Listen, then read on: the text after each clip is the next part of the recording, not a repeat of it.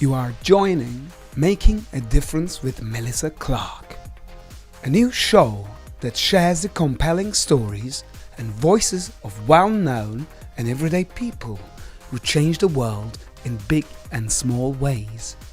Enjoy our guests, call in, or just listen to be inspired. For this show was made with you in mind. Please join us every Saturday at 2 p.m. Eastern Standard Time with our special guests. And you can listen to our recast at www.melissaclarkshow.com.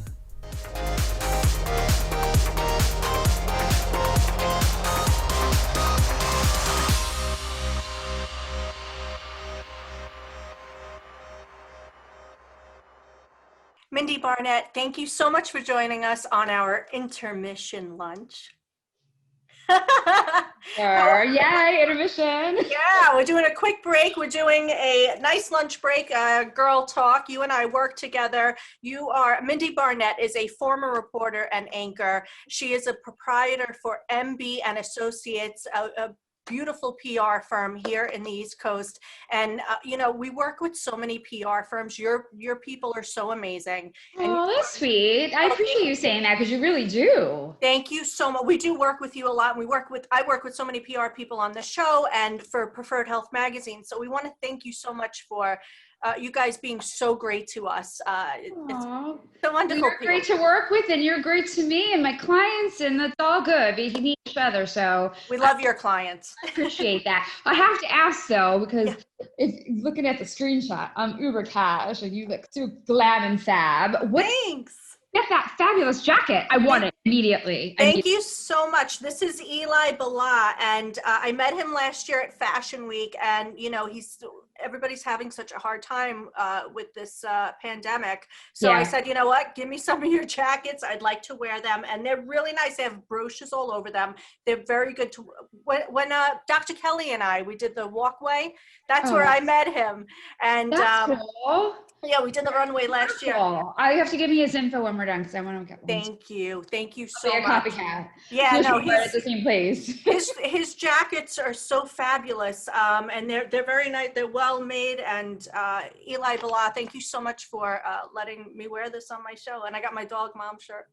Oh, that's cool. But here we are, back to you. I want to interview you because you are a fascinating woman and you are just an amazing person. So how was it writing this book? What measures did you have to take to finalize it as well? Well, okay, so Melissa, I, like yourself, always love to write. That's sort of ingrained in you in your news or what have you. And I always thought I wanted to write a book. I would eventually write a book. I just didn't know what I'd write about. So when I finally came up with the topic, it was supposed to be about co-parenting because my ex-husband and I did that very peacefully. We still maintain that nice, calm sea most of the time. And a lot of people were admiring that, and I wanted to kind of share my business tactics that I and he both take to enable the kids to have a peaceful existence despite the fact that we're divorced, right? Right. When I started doing that, I wrote basically, I wouldn't call it a full proposal, but it's essentially what you'd see on the back flip of the cover there, what it's essentially about. Yeah. And was very lucky. It's sort of the way my career's always worked out. I've always helped people. People have been very helpful with me. I was put in touch with a publisher who met me for a drink. I think it was just to do a favor of the person who put us in touch, but was very intrigued by my background and my experience working in news, starting a business, and all of the drama and fun stories and success stories and failures that go along with that. So kind of talked me down a line to not only dive into the divorce and the co-parenting, but also shares my personal story and how I came to be, a successful publicist and all of that. So I basically got the publisher before I wrote the book, which is very backwards. Usually people at least have a full proposal done, which is basically a chapter or two, a real full scope of who the audience is going to be that purchases the book, if they want a publisher, or a lot of people go down the route of publishing it themselves. So was my story. And then I wrote the book based on it, just sort of very therapeutic for me as the stories just started flowing. At first I was like, I had a very short timeline to turn the book around. My manuscript was due in 6 months, which is really very short of a time frame, but I was like, yes, I'll do it, whatever. Tomorrow if I have to, like if someone gives you an opportunity, you just jump. That's always been the way I've been. And it just kind of flowed out of me after that. But it's grueling. I mean, I'm not going to tell a lie. It is a lot of work. But it's a passion project. Basically, it's like a labor of love. Literally, you bring the book, like, yeah. Yeah, and you talk about your hardships in divorce. You said that was therapeutic. I mean, how did you feel afterward? Did your husband read the book? Your ex-husband? Yes, he did read the book, and there's like a couple chapters in there that aren't exactly to his liking. I just wanted to tell the truth. I wasn't sure if I was going to include part of that story in there, but it is my story. And I felt like I would be doing an injustice to readers if I wasn't completely authentic and honest. So never said anything bad about him. I really don't have anything negative to say about him. We just weren't good fits for one another, but he was very upset about that. That is true. And that kind of hindered our relationship a little bit for like a month or so. And then I forgave him for things. He forgave me for this. So, we're fine now. But the divorce itself was not therapeutic. I went to a lot of therapy. Yeah. And anybody going through divorce loans, you absolutely have to. But wow. The book was therapeutic for me because I relived a lot of what I experienced, and it helped me kind of see things in a very subjective way because it was on paper, and it was like it wasn't a third party writing it. I obviously wrote it in my own person and all of that. It was my experience, but it was like a year or so after the fact, so it was softer for me to take, if that makes sense. Well, they say that a divorce is worse than a death to go through. And I don't know. I mean, I don't want to jinx myself. I haven't experienced a lot of deaths, like for people that have been super close to me. Yeah. I mean, I had my dog that was with me for 16 years died, and I went to a slight depression. That's trauma. Child, I know you can relate because you have a dog and it's like your baby. But I'm very lucky. Both of my parents are still alive. I mean, I had grandparents pass away that I was close with when I was in my 20s, but I haven't really experienced death like with anybody super close. Right. So I never mean to say, but it was a death. I mean, we had a marriage. We were married for 10 years. We shared a life together. I mean, we still share the kids together, and part of my life is shared with him because of that, and it always will be. And I still think he's family, and like, I love him. I just don't love him in that way of having him as a husband. But it's hard. I mean, it was a hard choice. And one that I didn't make overnight.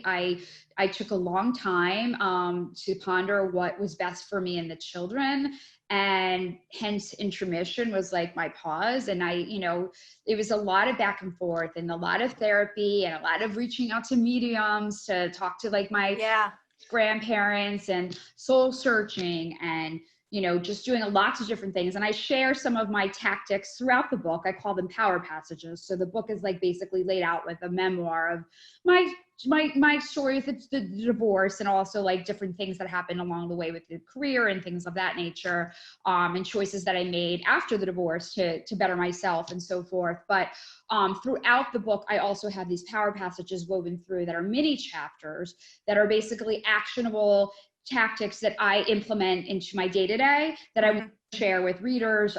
So maybe implement one or two to help them with whatever they're going through. So. And I'm sure it does help them, My question to you is, what would you tell a divorcee starting out again on the dating scene?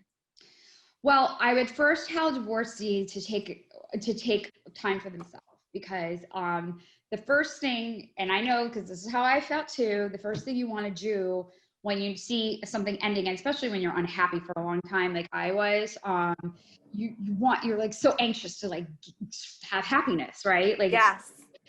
you know, you go back out there and you sort of date. And I don't necessarily, haven't done that a little bit. I don't think that's the best path to take. I think the best path for someone who's newly divorced is to hang out with girlfriends. If you don't have a lot, make some new ones. Maybe take, I hate to call it a hobby, but some sort of something to serve yourself and serve your soul. Right. Focus on your children, because obviously, if you have them, because that was always my first priority, married and unmarried, you know, making sure that their lives are somewhat stable and, you know, fulfilled, and they were content, and they were having, quote, normal life, if you will.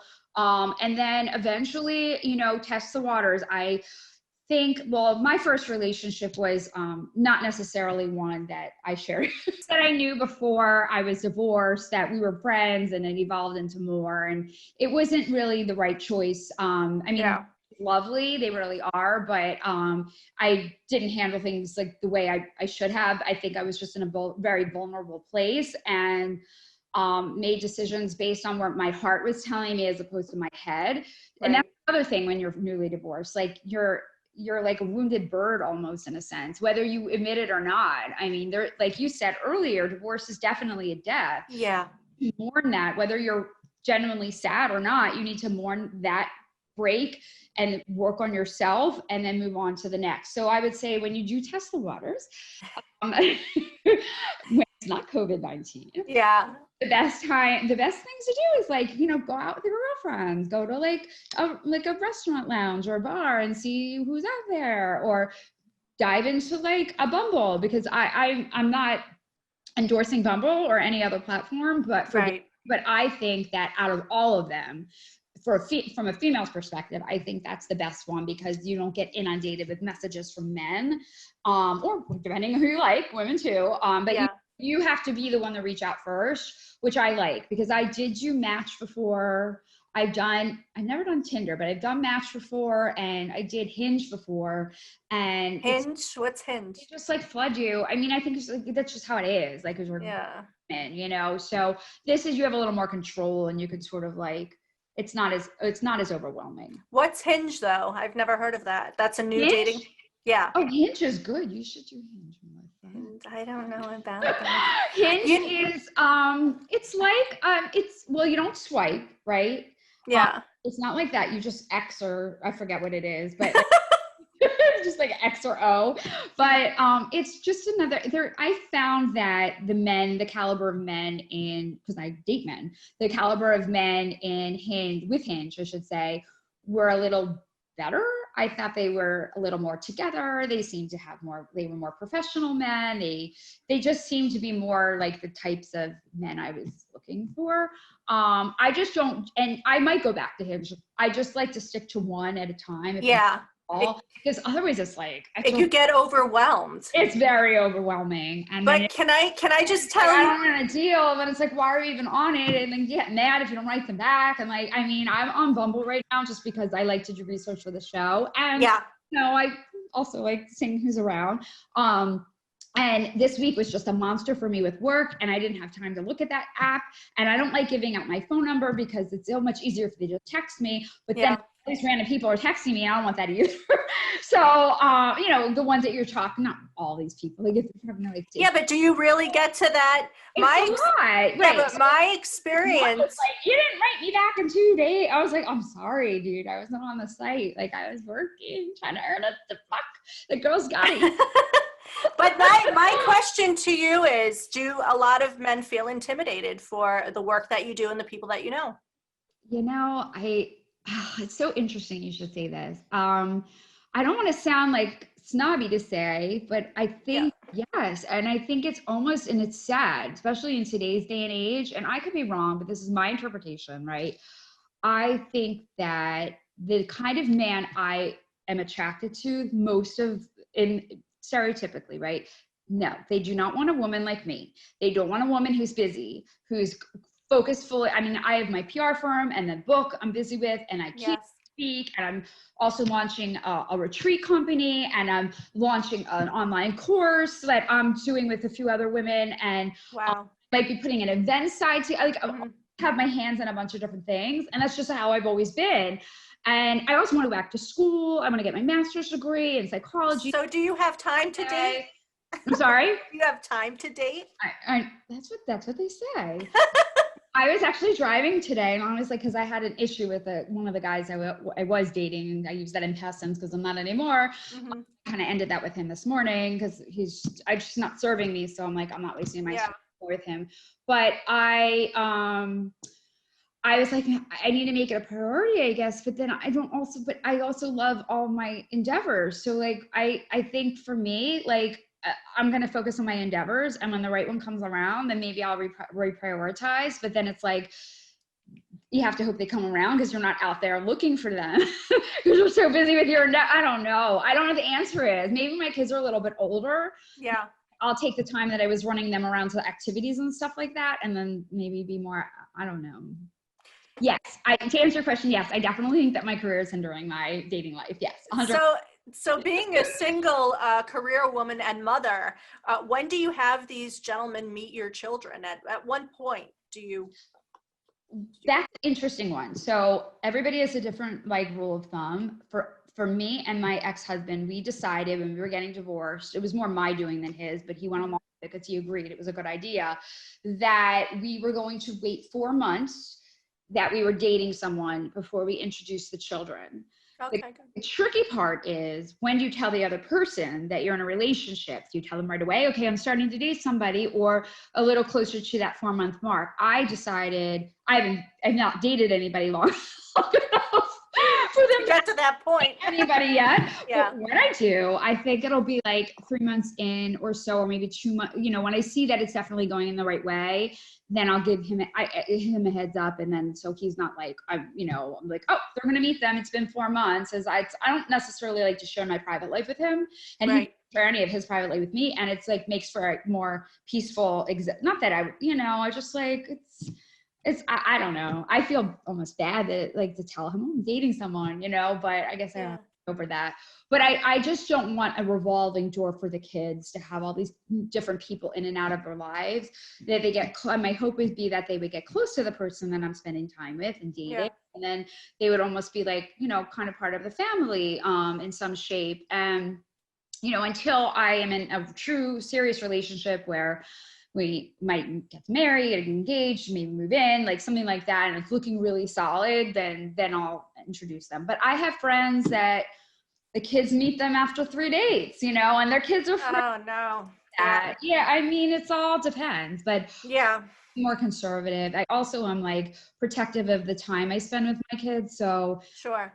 It really has to be a special person for me to be like, okay, it's my weekend with the kids and I'm going to share them with you. Not that they're like, oh, I want your kids, but like I like to just be with my kid. You know what I'm saying? Yeah. So, yeah. I can only imagine what a mother goes through. I feel bad with my dog. You don't get to meet my dog until well, your dog is so special. I love your doggy. I know, he gets so attached to people, and he'll tell me which guy to pick and which guy, he's like, all right, I like this guy, I don't like this guy. Like he's very good with that, as far as that's good. Intuition. The dog. Yeah, I really love him. Dog mom. Okay, so I want to go back. I want to talk about your show, The Race for the Ring. Yeah, podcast show. I love it. I've been on it. We discussed dating, and I got really intimate with you, which I don't know if I'll get on this show, but it's all good. It's such a great show. Tell us about it. Thank you. So The Race for the Ring, I launched in February, and it's, as you said, it's a dating podcast. And it's on Apple Podcasts, it's on Stitcher now, it's also on, on Spotify. Spotify, good. And it's basically kind of dives into different issues that come up with dating. So I interviewed a woman who wrote a book. She was actually on Oprah and a lot of other places when the book initially came out. Nice. Her MO is that she likes to date younger men, and she's in her 60s, and her boyfriends have been in their like 30s and like that. So she's a big advocate for going younger. Yeah. Yeah. And then I'm dated.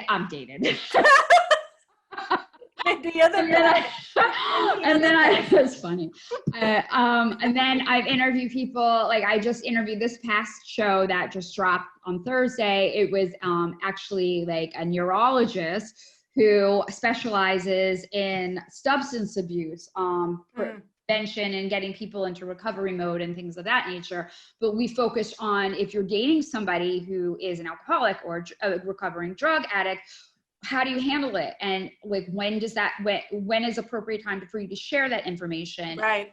If you're going out with him, should you order a glass of wine? Should you not? Like, things like that. So it really kind of encompasses everything. We've interviewed people like you who have like really fun stories to share about dating in New York. And we've interviewed, I'm interviewing like, someone who specializes, who's like kind of done the whole circuit with all of the apps. Dating in LA, I had another guest who talked a lot. It's very different than dating in New York. You'd be shocked how different it is. Like Hollywood and like all of that. So less is more out there, because the people that have me, you're on a date with them, usually it's fake, and it's all that. And I've it's heard that. Geographical situations, because you drive everywhere and, things like that. So it's just a fun show. I always wanted to have a podcast when they started becoming popular, and I was originally going to do one about the book and make it more of like an entrepreneurial type of a podcast. And I still may, but I was like, my book talks about dating too. And I have funny stories and my friends have funny stories. So it could be entertaining. And, it's doing really well. I have a really strong audience now. We have a sponsor of the podcast. That's awesome. Jeweler, Furco's Fine Jewelry. Give them a little plug, because it's called The Race for the Ring. Yes. But the premise of it isn't so much only about horror stories and like funny stories and like awesome stories about dating. It's also about finding your inner love, like you're loving yourself, which is ideally, the ring could be an engagement ring for some women and men it is. Yeah. And others, the ring is just like sort of a symbol of, being on top of your mountain and like loving yourself and being content with you. Yeah. When you're happy with you, then the other person will walk through the door. I am getting there. I'm actually just tapping into like my spirituality right now. So I'm not ready for someone to come in, because I am not like completely there yet.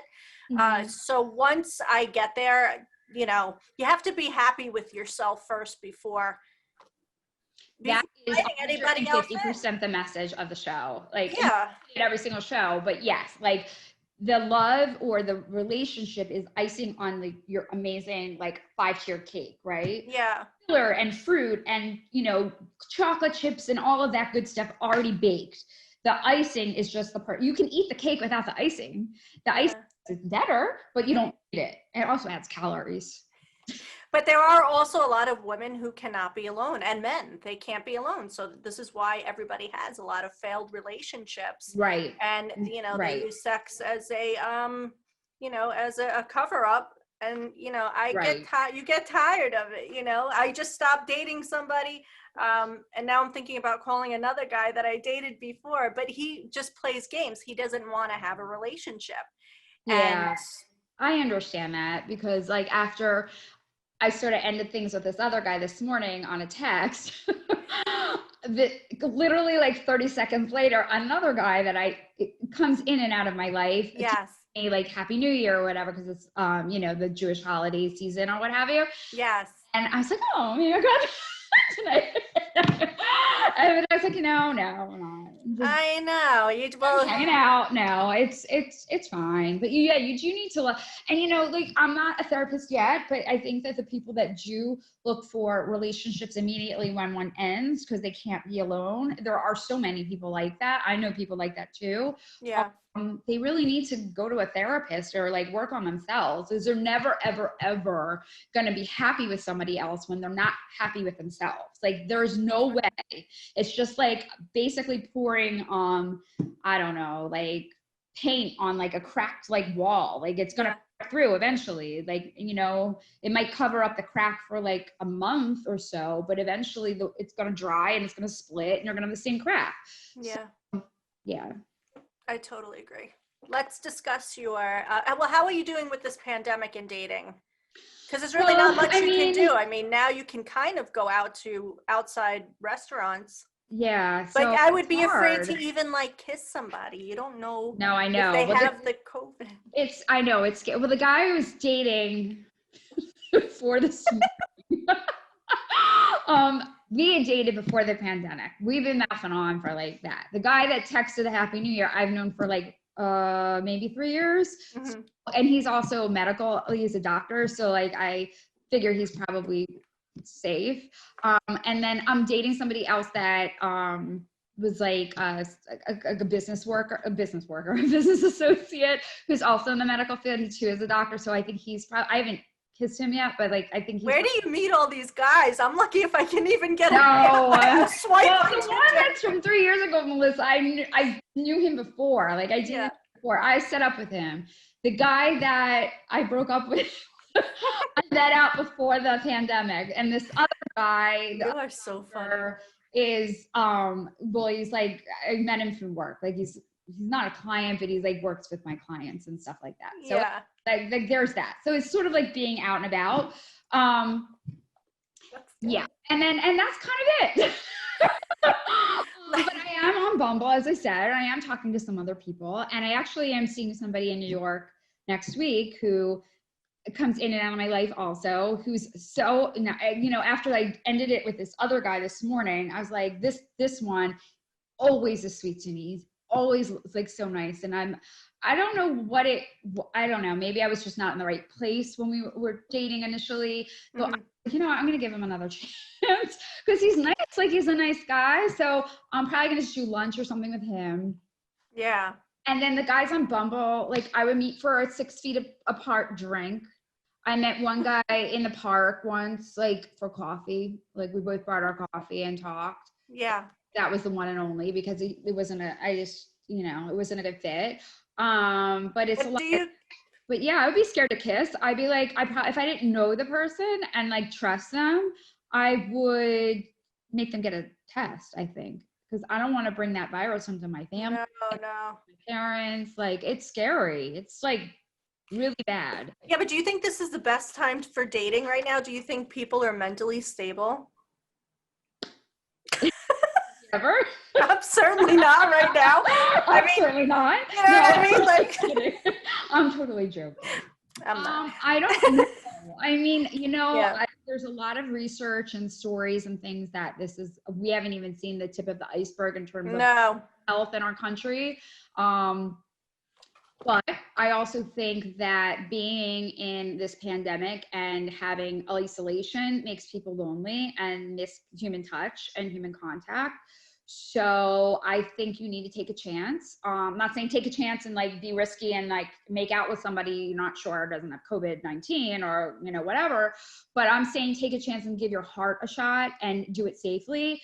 And just be smart about your choices. Like if you see a red flag, even if it's a shade of maroon, leave. You know, I mean, that's much easier said than done, but like it's so much easier to get out of a relationship or a beginning of a relationship at the start as opposed to the middle or the end. Because the longer you stay and give them chances and you get attached to them. I mean, that's how I always have been. So I've learned now that if I don't feel it, like the first or second date, like, or there's like something like one guy, oh my God, I have to tell you this story. So this one guy, I've almost said his name, I'm not going to. Keep him anonymous. We'll call him Scott. I don't know. I honestly forgot we were even recording. I'm like, talking like we're friends, but you're not. So funny. Yes. So this guy, I was set up with this guy, and I met him once. I met him this summer. We had a lovely dinner. He doesn't live in New York City. He lives in New York, and he drove in to see me when I was in town. They go back and forth. I live there, and I live in like the Philly area, as you know. But some of your viewers and listeners may not. So at any rate, awesome date, great.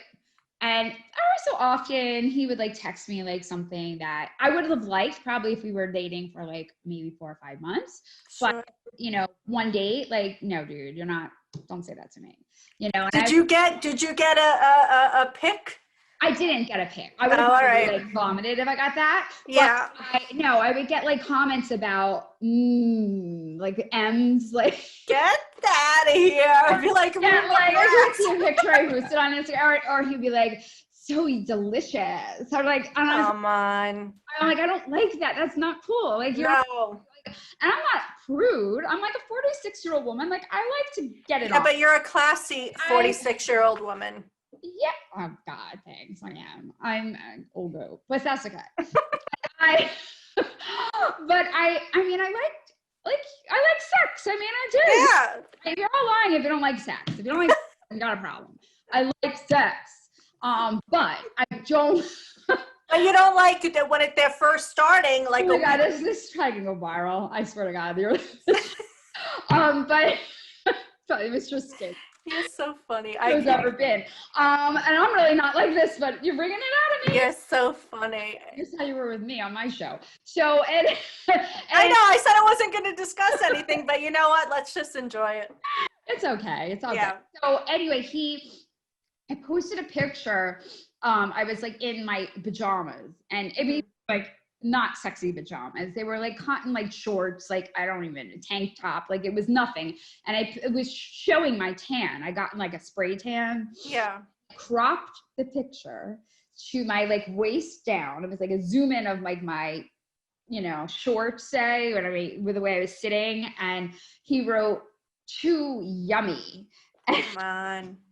And texted that to me, and I was like boiling angry. And I was like, you know what? This is just disrespectful. Like, I don't know you that well. Like, I want to be like, I want to do all that stuff, but like, I want a guy to like court me. I mean, like, and like not make me feel like I'm just like someone to hook up with. And how he made me feel. And I said it to him in I had no intention of going out with him again, but I wanted him to know that this isn't cool, but I wasn't bitche. I was very like, direct, but I was nice.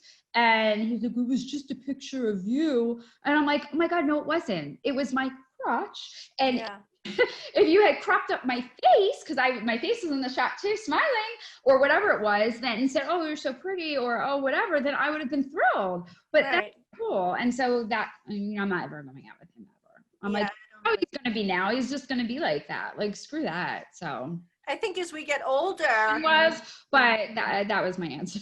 Yeah, but as we get older, I'm 40. I did all that in my 20s. I told you that, and I'm not interested in that anymore. Now it's just you want to find a life companion and a friend. And right. These guys, that's why these dating websites or these Tinders and all that, I never have any luck on them. So I know, because a lot of them just want to do that. And that's how I feel. I'm like, I date guys that are my age or a little older typically. And I'm always like thinking to myself when they're just looking to hook up, I'm like, if I'm going to just like, I wouldn't, but I'm saying if I'm going to just hook up with somebody, I'm going to go out with a 25 or. Yeah, that's right. It's like, has like a body. I'm like, like not a. If you're going to do it. Yeah, do it hair. I'm like, no, like, that's sorry. Right. Like, yeah. I'm like, I know I could probably hook up with one of them. Like any woman probably could, you know what I mean? Yeah. But you want, I don't want that. I want, like you, I want a best friend. I want a partner. I want like someone that appreciates me and respects me and all of the steamy sex and everything too. But like, I want all that other stuff first and then that, if that makes sense. No, of course it does. But also you like your alone time, right? You have your time with your children, you have your career. I mean, so it all has to, I want to do my own thing. I want him to do his own thing. And then we meet. Yeah. I don't want. That's healthy. That's totally healthy. Yeah. And that's, I feel like I could never be with somebody who was with me all the time. I would die. But it gets always been that way. But I mean, but it's cool to have someone to talk to at night, like to say, "How was your day?" Of course. I'm very blessed. I have a lot of really good girlfriends and amazing friendships. Like you're one of them. Thank you. So are you. And I know I'm very blessed to have that. Many don't, but yeah, I mean, I am missing that. Especially. You need that companionship, Mm-hmm. You'll get it one day. I have confidence in you. Tell us about your next book. You have you're about to publish, or you're about to write another book. Yeah, so I am going to start writing my second book, most likely in the next week or so. I'm meeting actually with my publisher next week in New York to flesh out like a timeline and deadlines and things of that nature. It is going to be similar to that book in the sense that it's going to be a memoir style, but I'm also going to interview some people who it's going to be a women's, my publisher wants it to be under the self-improvement category, but it's going to be more business skewed.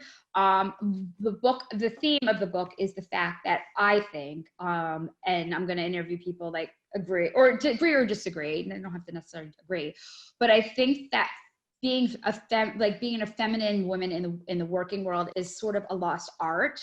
I think that because of Me Too, while it's so important, I think, and even before that too, just women trying to fit in a quote man's world, I think that being feminine and being soft has been frowned upon. And women collectively work very hard to show that they aren't those things. And I think that we need to embrace that. And I also focus in the book, or I will be focusing in the book, a lot on my experience having been in the Miss America organization as a contestant through How was that? youth when I was young.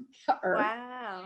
And the life lessons that I learned through that experience, as well as business lessons. I think that pageant and pageants in general have gotten a very bad rap. And some of it's warranted and very rightfully so, but a lot of it is not, in my opinion. And having been through the process, I can speak from the first person in that. And I do believe that my experience having been in that organization really helped me, if not secured my opportunity in television news. I was able to go on interviews with confidence and handle myself in very tough situations, having been a reporter with a grain of confidence too from that experience that I had in the pageant industry. So it's not going to be a pageant book, but I'm definitely going to cover that and probably interview like some well-known names that have gone through the process as well. And some very prominent women leaders in the business world, and then share my own anecdotes and so forth. So Intermission, you can get this on Amazon or? Amazon, Barnes & Noble, anywhere books are sold. Yep. Great. Check it out. Thank you so much. You're the best of the best. Thanks. Thank you, Melissa. Bye, darling. Bye. Please head over to www.elieballeh.com to order men's or boys' dress shirts, pants, or a custom-made jacket. At the end of the checkout, put in "Making a Difference" in the promo code to get 50% off. The promo is good until December 31st. Happy Halloween. If you have a vegan product, make your vegan claim official with the only accredited vegan trademark in the world. Visit www.beveg.com. That's www.beveg.com to apply now. Making a Difference is sponsored by Preferred Health Magazine. Please visit www.preferredhealthmagazine.com today and subscribe.